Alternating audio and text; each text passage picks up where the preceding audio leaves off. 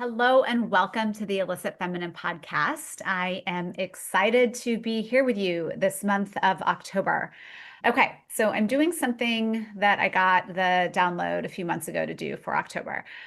Usually, October is known for Breast Cancer Awareness Month. And while that is very valid and important, and I support it in many ways, I also believe that women coming back to their bodies, women reclaiming, or maybe you've never had it, like a relationship with themselves in deep self-love, is just as important as promoting awareness of breast cancer. Because I think if we can actually begin promoting really taking care of ourselves, really loving ourselves, really being in deep connection with ourselves, that alongside with everything that goes on with breast cancer awareness, that's like a double tough team. So I'm going to talk today about breasts, boobs, tits, every other word that you can think of for this, because October for Sacred Freedom for the Illicit Feminine is going to be about breasts in some way, shape, or form. Next week might be a little different. I was just on a podcast, The Pussy Project with Rachel Wilson.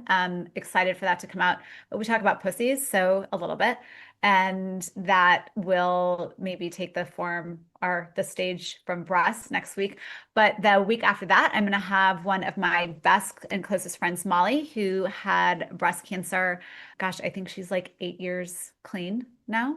And that will walk through her experience. I may have my aunt on, who is also in remission from breast cancer.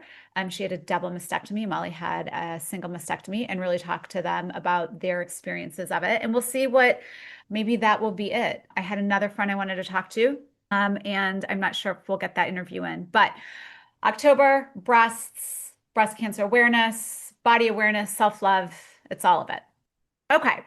So I'm actually getting into, I had talked about my personal choice for a breast augmentation a little bit on a girlfriend's podcast, and I'm actually bringing that to my podcast because I don't think we talk about boob jobs enough within my world. I think it's like a hush hush thing. You don't talk about it. My mom always used to say, like, don't tell anybody that you had anything done. I'm not ashamed that I have work done. And so I want to talk about it. And I think other women want to talk about it. And this subject offends you. Good. That's like great. We need to have these conversations where they're not in the closet of what we're talking about. I have notes because this is something I want to keep myself on track on because, as you probably notice, I can get off track. I am writing a piece on this. It's called Dharma Boobs because my boob job has been more of a spiritual journey than I ever could have imagined in my entire life. I have had various spiritual journeys, right? Like we're all on one big one, but I have had various paths on this main one. And it was an awakening for me, a huge spiritual awakening, and I hadn't anticipated it. So let's just start a little bit at the beginning. I have always loved the female figure. I don't have an attraction to females. I think that's amazing when you do, whether you're a man or woman or however you identify. So my admiration for the female figure, though, was not out of a sexual desire. It was really just, I always thought women were so fucking beautiful. Like their bodies, their shapes, their curves. I grew up in a household where nudity and art were the norm. So my mom was very much into art history and she was a feminist. So we talked about sex from the age of 4, right? It was my first book, Where Do You Come From? And they had like these really oddly, in my opinion, shaped people that were naked and caricatures all throughout. That was my first sight of boobs. And I remember my mom would wear this beautiful lingerie. My dad would have Playboys and I'd look at the Playboys and I'd be like, these models are gorgeous. I didn't understand at the time that was just one way. But then I would also look at this Rubenesque art with my mom. My mom was very curvy and beautiful in like her French lingerie. You only wear French lingerie, says Anne. So I had had a lot of experience, but all that time, I almost had like this obsession with breasts. And I remember when I was 10 and we were going to Barbados, and I was so wanting to get boobs before because I wanted to fill out a swimsuit. And I was 10 and I did not. And really, once my breasts grew, then they stayed. And I was just on a Tantra retreat, which I'm going to talk about. I'm going to do a podcast on not like everything that went on in the Tantra retreat, but my experience. That was amazing. But I shared, like, once they started growing, I was like, okay, come on, let's grow more, let's grow more. And they didn't. And I was so disappointed. And it also didn't help. I grew up with one of my best friends, had the most beautiful breasts ever. And it was not lost on me that guys, boys, men like fawned over her because of her beautiful breasts. And I had I had oftentimes really admired like the Marilyn Monroe figure type, and I was very thin and slender, and I had a small chest. I had a fabulous body and fabulous boobs. There was nothing wrong with them, but I always had like this feeling like they were too small. And it wasn't like from anybody, right? Like a lot of times we're conditioned, and believe me, I know when things are conditioned, but it wasn't like I was told or anybody thought or I felt less than. I just wanted boobs. So my mom started getting sick with ALS, probably showing signs 7 years ago. And my friend Amy and I talk about this. And I started, oh, you know what? It was okay. It was before COVID happened. Yeah. So she started showing signs. And I decided it was at this point, there was so much going on. My kids were young. My mom's showing signs of ALS. Like we had been dealing with death between my mother-in-law, my dad, my grandmother. I was, at a awakening place within my life. I have young kids, and I'm like, I'm thinking about getting a boob job. And so I start having consultations, right? So I had 7 consultations before I made my decision. And I would go and I would think, okay, this sounds great. Also sounds like a lot of work. I'm not in a place that I want to have surgery. I don't want to do the recovery. What if I don't like them? Like back and forth. So I researched the hell out of everything, except not quite enough. I didn't understand some of the research that I should have been doing. And on my really 7-year journey between starting to see the first plastic surgeon and then deciding on the last plastic surgeon, there was a lot of different thoughts that I had within it because I'm on a spiritual journey. I'm a promoter of women loving themselves. Self-love is my slogan. That is my brand. And I'm raised with a feminist mother. I'm have my own thoughts. Women don't need to change themselves to look a certain way or to be accepted a certain way. And right, I had started having Botox. I had started having fillers because I'm like becoming more of myself than I ever had been in my life. And I'm loving how I look. I'm like, wait, no, I'm not ready to start getting wrinkles or looking older. Like, I'm just finally truly accepting who I am now. I want to keep on loving this version of me. I want my outside to look how I feel on the inside. And so I was at this war with myself because I really didn't have judgment. I looked at boobs all the time. I would have boobs on my phone from the real self or different before and afters from plastic surgery people. And so I I wasn't judging other women for having breast implants, but it was a judgment on myself of you don't love yourself enough. You should just be happy with how you are. This isn't spiritual. Spiritual women don't do this. They're against plastic surgery. So I would go back and forth on the spiritual aspect. I would go back and forth on the physical aspect. I had had a partial hysterectomy. I had had my appendix out. I had had sinus surgery. Surgery puts you under. And it's not about being under that I was scared of, but like you're out. You were down. I had young kids. I didn't want to be in pain. I didn't want to be uncomfortable. I was scared of the surgery. I was scared literally of having something in me and then not liking the way it felt and not being able to take it out.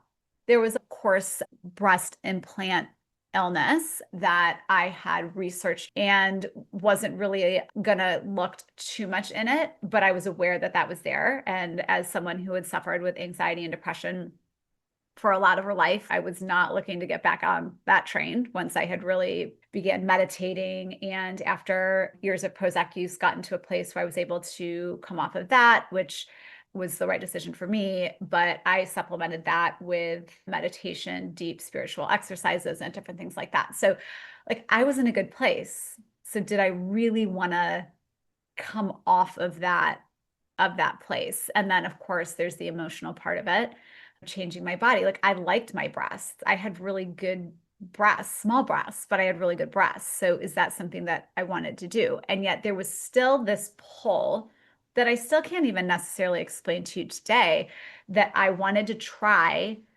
bigger breasts. I just wanted some curves and I wanted to fill out a bra in a beautiful way. I really could just see this version of myself. I felt sexy. I felt sexy as I was. I think this is where the thing was.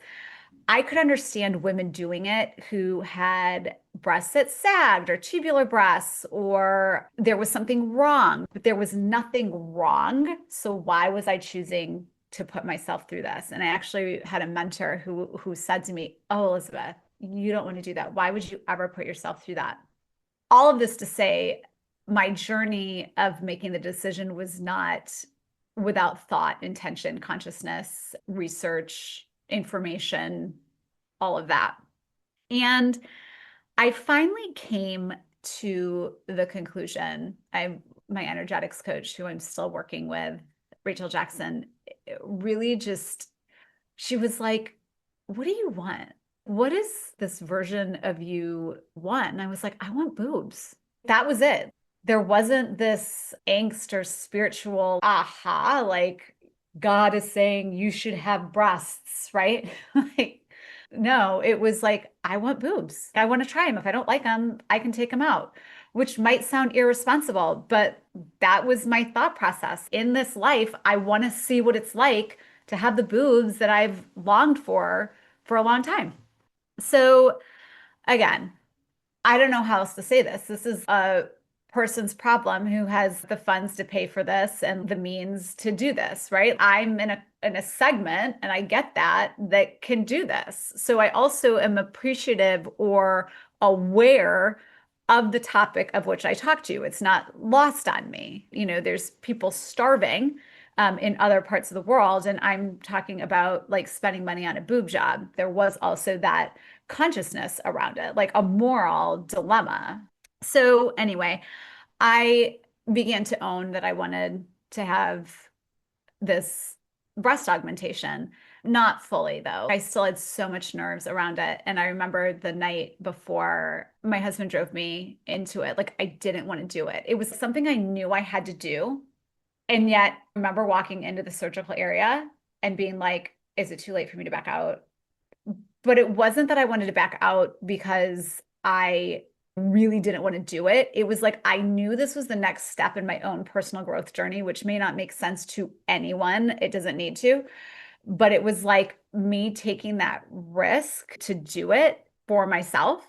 And what I've come to understand, it wasn't that I was doing this because I felt lacking in myself, which many people will insist that is why people do plastic surgery, because they find something lacking in themselves. And one of the reasons I'm bringing awareness and having this conversation is that I don't believe that to always be true.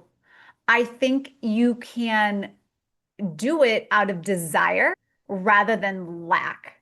People color their hair, people straighten their teeth, they get braces, they whiten their teeth, they get contacts. I have contacts because I do not like wearing my glasses. They give me an absolute headache because of how my vision is. And so I correct it using contacts. I have kind of dirty dishwater blonde hair, and it's fine. It's not bad, but I like it when I'm either blonde or highlighted.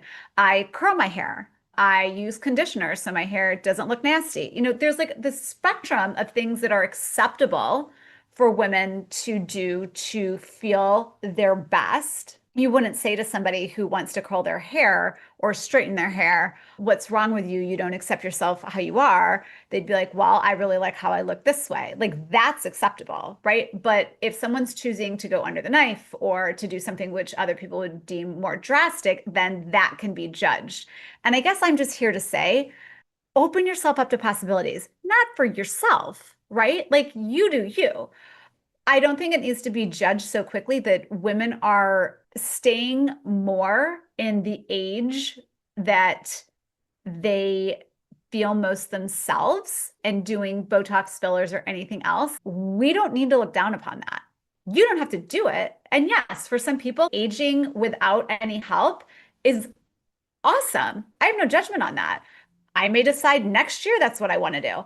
But I also want to have the freedom to be able to do what I want to do and experiment and see how it goes. Listen, I could give a fuck if people judge me anymore. That's been the other part of my spiritual journey on this Dharma Boobs.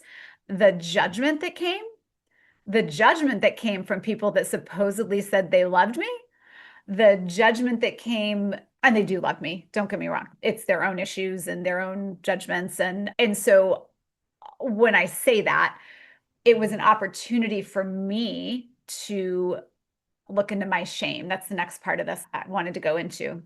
Because when I came out of surgery, my breasts were larger than they were supposed to be. Research. So this is the one piece that I didn't understand. You have a body width, and I'm saying this for anybody who's thinking about this. This is a really, really important thing. And maybe everybody understands this. I did not. So if this helps one person, awesome. So you have a body width, and when you are getting different implants, they can be wider or they can be more projection. So like I have 250 in one breast and 275 in the other. Because I'm narrow, I have a smaller body width, and implants come in all kinds of different, like high profile, low profile, moderate. My size of 250 for my width, like literally to fit on my rib cage, has to be more projected. I did not understand that. If I did, I would have gone with a much smaller implant because you still could have had it, but it wouldn't have been so large. Okay. So talk to your plastic surgeon about really what you want to look like and understand the width of your, I don't know what they call it, body width index, BWI maybe, versus like the width of the implant and the projection. Okay. I think we got that. So I come out, I had had my eyes done too. Like I had, I don't know how you say it, but I had some stuff done here and some skin taken off of there. That was like no big deal at all, except I couldn't see great for a few days, but that was no pain. My chest, women say that this is not a big deal for them. I felt like I couldn't breathe. I did not enjoy the sensation. I also have come to understand that some women are given muscle relaxers after that. I was not. I was given pain medication, and the pain medication, like I don't like taking pain medication, and the pain medication didn't really help. So I think that it could have been more of a muscle relaxer situation. I don't know. I don't know that I would ever plan on doing this again. The recovery for me was brutal. I had been in such an amazing place mentally, physically, spiritually. And when I did this, I like couldn't do anything for myself. I like, this is not everybody's experience. Okay. People have a myriad of amazing experiences. Some have it super easy, some have others. I'm just sharing mine. I felt so reliant on my husband who took amazing care of me, but it also sent me into a really like childlike place because I literally couldn't do anything. Then I have these breasts that I am not used to. I don't feel good. I start having panic attacks that I hadn't had in quite some time because I felt like I couldn't breathe. And I'm questioning everything.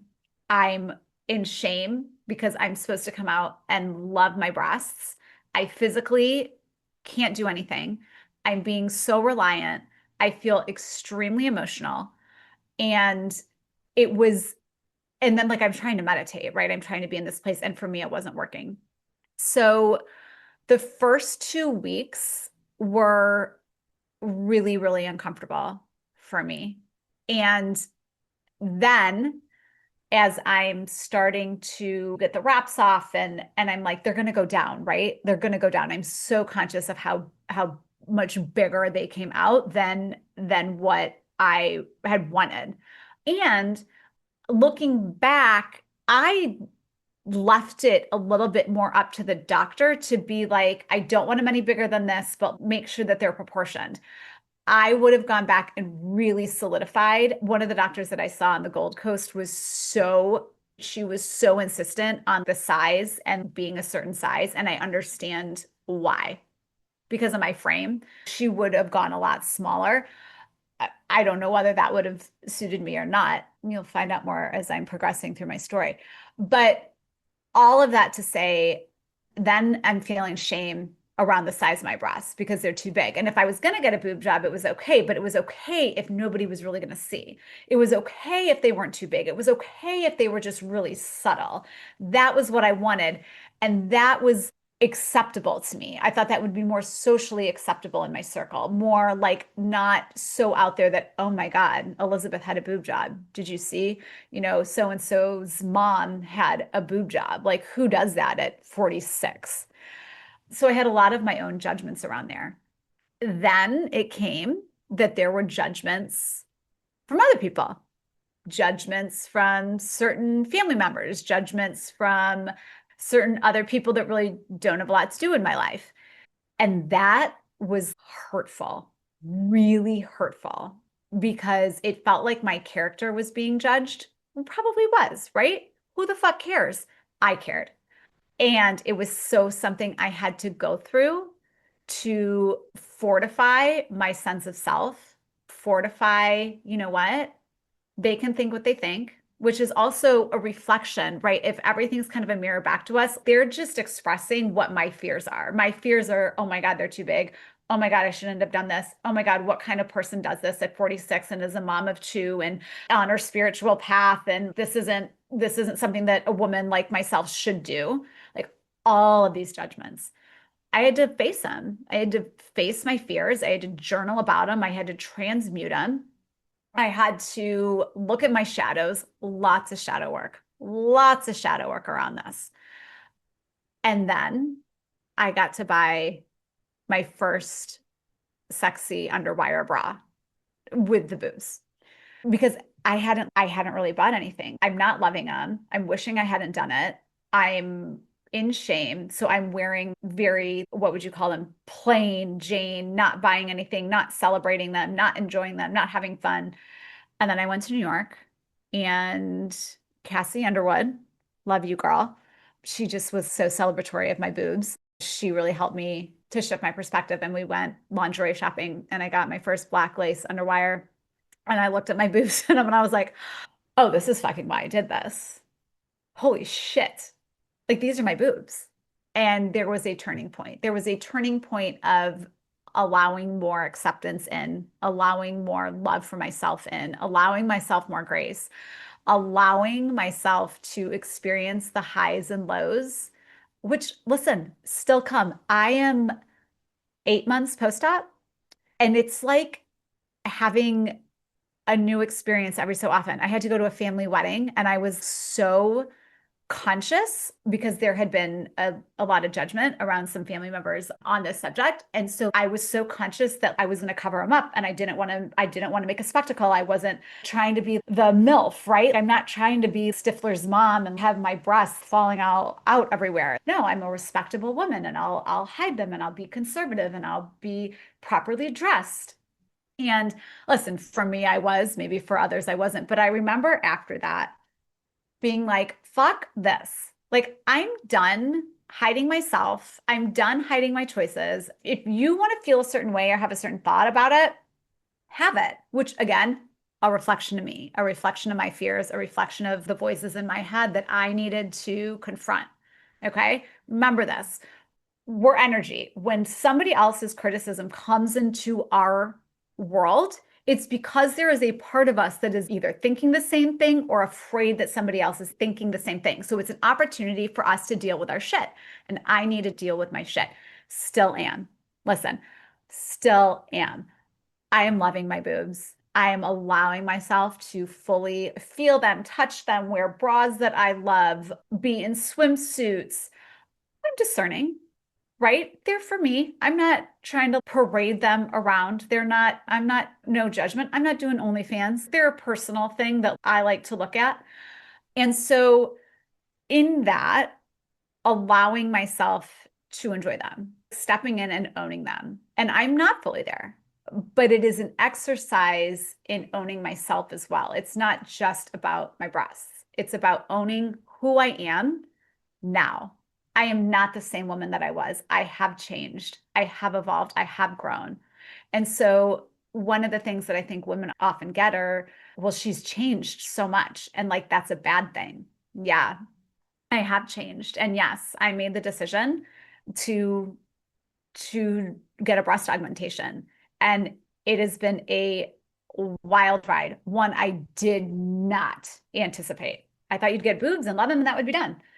But the growth that has come from it, the self-acceptance, the self-love, the self-grace, the deepening my allowing of change within myself, the deepening of allowing of myself to have fun with myself, to own the fact that, hey, yeah, I'm good with like doing things to myself to keep looking the way that I feel I want to look. And I don't know what that's going to look like in 2 years. Like I said, maybe that will change.